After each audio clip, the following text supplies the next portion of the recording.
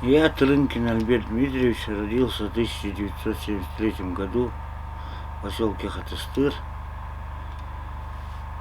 в оленеводстве. Вырос, учился в Хатыстырской средней школе. Каждые каникулы приезжали сюда, к родным, старикам, на стойбище, в зимнее, в летнее время.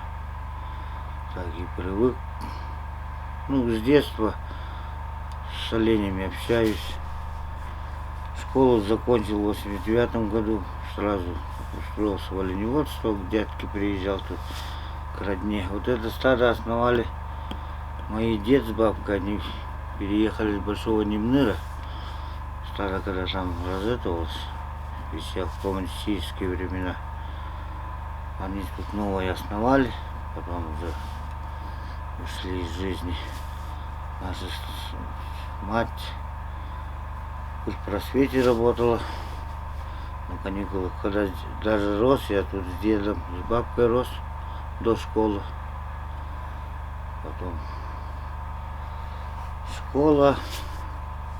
После школы работал в другом стаде, в Конку, в соседнем. 2,5 года. До армии и после армии 1,5 года. И в 94-м сюда, в это стадо в родное устроился. С 97-го здесь бригадиром работать продолжил. Таежная жизнь тяжелая, не сахар. Выживает сильнейший. Человек без опыта может погибнуть. Занимаюсь отраслью, национальной отраслью, возрождением. Пытаемся возродить старые былые времена, чтобы в каждом стаде было. В совхозе. Вот работаю в одном совхозе. Раньше совхоз Алданский был. Сейчас ООО КМНС Хатыстыр. Пытаемся возродить. Хищников развелось очень много. Волки, медведи. Пожары мигрируют, видать. Сейчас поголовье у нас в КМНС мало, но пытаемся все возродить, чтобы как раньше в совхозе много оленей было. Алданское Нагорье, вот территория выпаса оленей стада номер 7. Это верховье ручьев, рек, Гудова, Рекорды. Правда, местность книги написана «Становой хребет». Читали, наверное, местные. Здесь пасем оленей. Осматриваем территорию. По пути смотрим хищников, кто бродит. Волки или медведи могут на лето прийти. Вот в таких местах летует.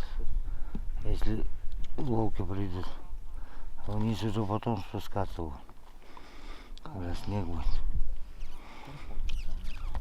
И сагжуи от гунуса вверху ходит, бегает. Раньше считалась престижная работа оленеводства. Сейчас молодежь не тянется из-за того, что трудно, тяжело в зимнее, в летнее время, особенно в летнее по чернотропу. Зимой-то еще по снегу можно найти.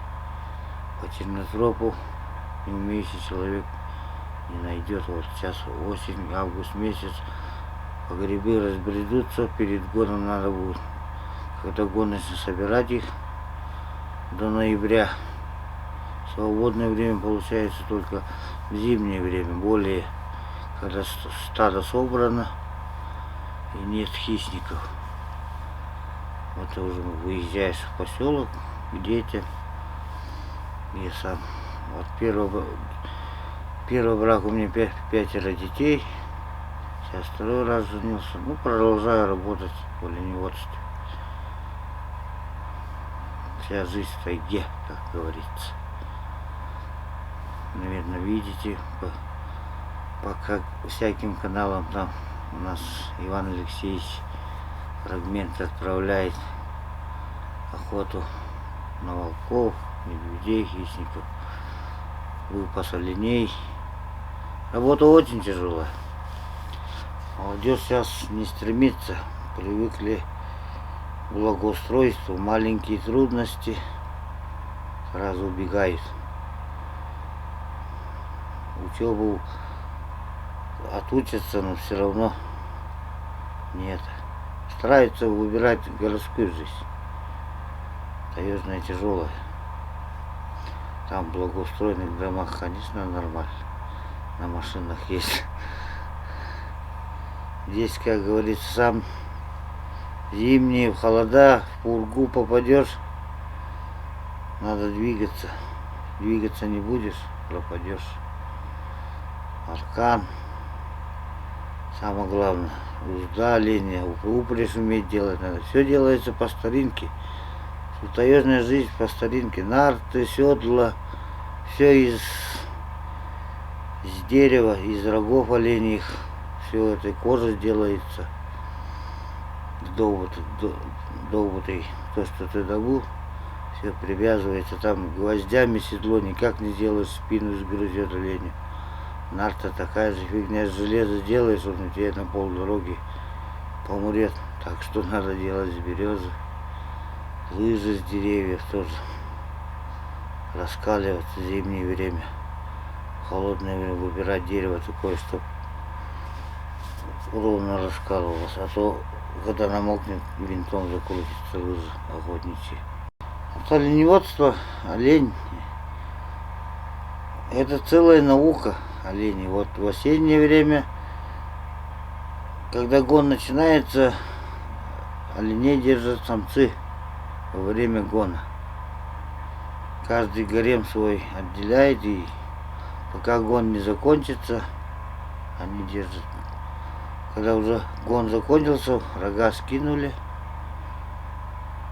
верховодствуют самки до самой весны. После гона буки-производители рога скидывают, их начинают самки бить уже целую зиму. Бьют, пока у них новые не вырастут весной. И так они отдельно пасутся. Ездовых кастрируем, чтобы они не худели. Выбираем для производителей, ну, таких крупных, более крупных, выносливых оленей. Остальных идут на кастрацию и делаешь ездовые. Но ездовые тоже, надо тоже хороших делать, чтобы они выносливые были. Слабый ездовой тоже далеко не уедешь на нем. Каждый день отпускаем. Вот в летнее время олени утром приходят в Халтаму, в изгородь, на Домокур. Вечером опускаем 9-10 часов на ночь. Так они, как коровы в коровниках, стоять не смогут. Им нужно постоянное движение. Суточный, если ничего не спугнуло, суточный пробег самое мало 20 километров. Туда 10, обратно 10. То, что они пасутся, бегают туда-сюда.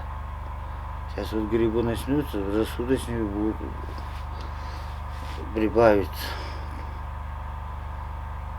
За день, ну, вот сейчас техника есть, а так раньше верхом, седло на себя, аркан взял, узду взял, пошел в лес. Верхового поймал, оленей нашел, пригнал их домой. А так, если не нашел, то пешком обратно приходишь в табор. Суточный, самое малое в осеннее время километров 50, это самое малое. В один конец 25, обратно тоже идти надо. Сейчас уже тяжеловато стало, здоровье не позволяет бегать. Раньше как-то километров 70 в день пробежишь и ничего не болело, сейчас уже дает знать. Дикие олени прибиваются в осеннее, во время гона самцы. Получается полукровки. Ну, с них ездовые, но они крупные получаются. Но зато манера, как говорится, это все равно. Если кастрируешь, научишь. Ну, редкие экземпляры, не редкие, но меньшинство обучается хорошо. Они, ну вот то, что верховых делай или передовых делаешь из них. Основная масса они это, ну как, на первые километров 5 пробегут, а потом выдыхаются. Олень все равно выносливее, чем дикий олень. А так верхом полукровка хороший, по глубокому снегу идти и передовик уносит, если попадется таким еще. У каждого лени свой характер, как у человека. Вот на стадо смотришь, вроде все на одно лицо. Я с детства вырос, каждого знаю, сколько кому лет. У каждого лицо, ну, как у людей, лицо другое, характер другой. Обучению обучается быстро, но тоже от характера зависит. С хорошим характером олень быстро учится. Есть такие упертые, их дня 3-4 перевязывать надо, чтобы только он на узду шел. Главное, чтобы на узду пошел, а там уже ему всему можно обучить. Верхом. Ну, начинается, на узду пошел, с грузовых нар запрягаешь, вьютишь на грузовые. Главное, чтобы он человека не боялся. Сразу вот собака охотничек тоже приучаешь к ним, чтобы можно было рядом с ним собаку привязать, и чтобы он не пугался. И вот передовиков выбираешь, кто быстрее, кто сильнее, вот, кто помедленнее, тех делаешь верховых, грузовых, нартов, кто быстрее передовиков, кто хорошо верховой бегает, тоже на линии, когда верхом гоняешь, нужны быстро, которые бегают олени. Обычно начинаем запрягать с года. Ну, то, что пока молодые, они быстро учатся. День-два привязал на узду, пошел, то уже оленем станет. Что-то из него по ходу дела там выйти, когда запрягаешь, тоже смотришь, на что он более-менее способен, этот олень, именно каждого. Вот в летнее время болезнь некробактериоз, плохая копытка. Учишь, иной раз другой вроде лень, и резко раз, нога распухает, гноится, или во внутренности отдается она, ну, олень помирает. Кастрируем тоже годовалых, молодых.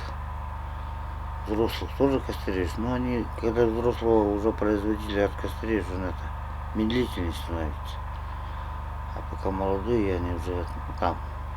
Но все равно надо нас оставлять на производителей более крупных, хороших оленей. У нас как и венкийские породы. Сейчас вот мы нынче в этом году, в том году с Оленевским районом поменялись самцами. Мы берем в основном молодняк. У оленей компас работает хороший. Даже его хоть на вертолете привези, он на родину убежит, взрослого оленя, если привезет. Вот супруга, и первая, и вторая, они со мной в тайге постоянно вместе. Вот вторая супруга охотится со мной вместе, сама. Даже я научил ее добывать соболя. Тоже на оленях сама ездит, охотится. На лыжах ходит, ну не отстает, на рыбалку, на охоту, оленей перегоняем. Работа для женщин тоже трудная. Все же это руками своими делается, и выносливость. Выносливость нужна. Офигенная. Терпение бывает, ругаемся там. Оры страшные бывает. Друг на друга, особенно когда оленей гоним. Один год было, вдвоем остались в стаде. Тут оленей собирали, перегонялись в одну кочку. Я ей давал. Но она сама дорогу делали. Я оленей поймаю самок, к ней прицеплю, она ведет за собой, а я стадо сзади один гоню. Так вот как-то зиму одну вдвоем собрались, все стадо. человек выносливый, если вытерпит это, работу тяжелую. Романтикалык билемем бар бу, хайм билехни. Романтика дем бар да, яка? Конечно, бывает, вот поедем, порыбачим, поохотимся, на подлетку любит рыбачить у меня супруга тоже. Поохотиться на лыжах вот зимой. Все время сейчас на буранах ездим, сам управляется он. За линями сама ходит в зимнее время. Во хлеще некоторых оленеводов, тут некоторые оленеводы даже найти не могут по снегу. Она утром встала, убежит. Так, в очереди бегаем. Дети, ну сейчас старшие выросли, старший сын, дочь, внучка есть у меня, старший сын. Техникум закончил, диплом получил. Младший сын в армию пошел нынче, старший осенью пойдет. Средняя дочь в медучилище учится, младшая дочь в школу пойдет, нынче 1 класс. Еще младший сын в 5 класс перешел, Светкин. У нас сейчас уже 6-й. У нас совместно 6 детей. Так что каждые каникулы, ну они с детства тоже привыкли постоянно. Как каникулы, сразу сейчас в тайгу привозим.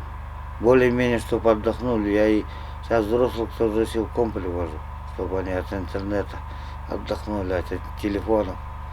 Тут у нас связь такой, как ловит. Бонут у меня интернета. Но это уже будет под большим накосячь от запретов. Отключил ее, да и все. Если не буду слушать. Так, для нужды-то интернет-то, конечно, не помешает. Надо научиться просто. В пользу, в меру, как и чтобы польза от нее была. А так там всякую смотреть ерунду. Я сам телефоном пользоваться не умею, он до сих пор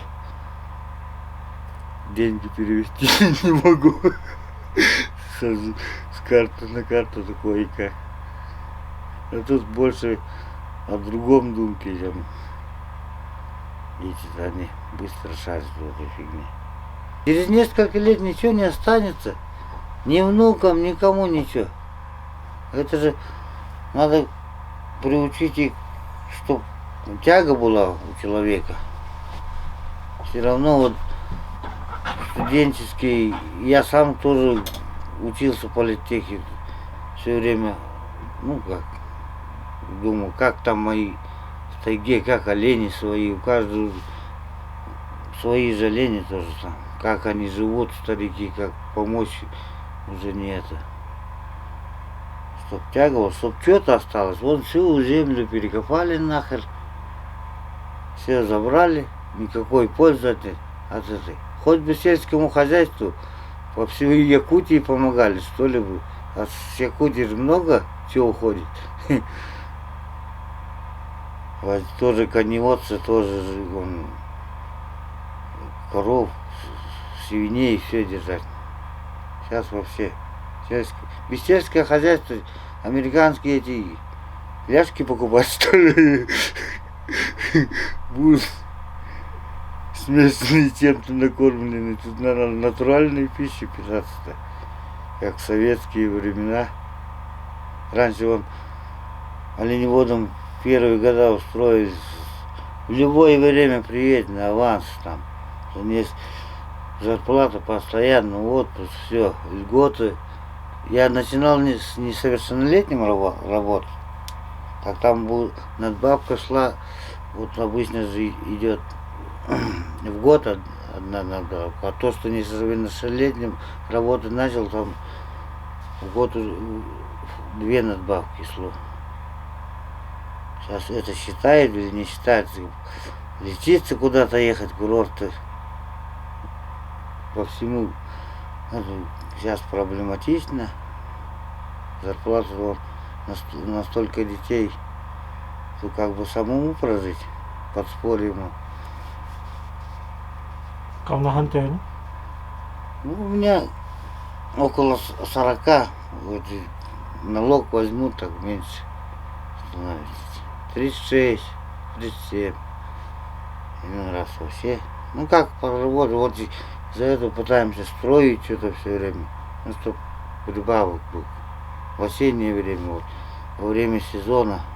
Ну, у нас во время охоты тут соболей не так много, местность горная. Один год есть, второй нету. Раз на раз не приходится. Когда что-то есть.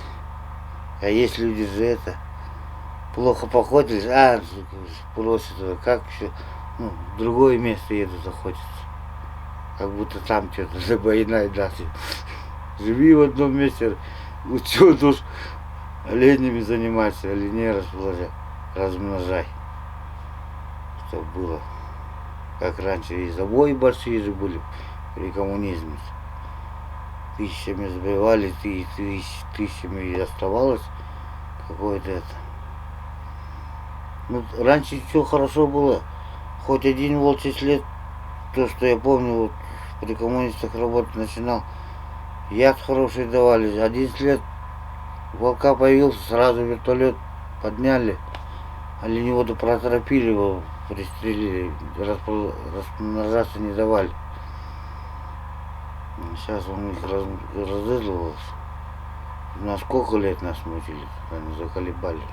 Тут соседние стада, слава богу, эти года вроде убрали тут. Сейчас размножится может помаленьку. В том году медведей нашествие было, да его там немало было тоже. Но в том году, как его, пандемия, да? Дорог позакрывали, тут обычно весенним во время тела, ну, люди приезжали, помогали там, чтобы на несколько, в одно место же не поедешь, я же не разделюсь на несколько частей, чтобы ездить, сгоняться за ними. С этой пандемией, бензин такой, как в том году закинуть, не смогли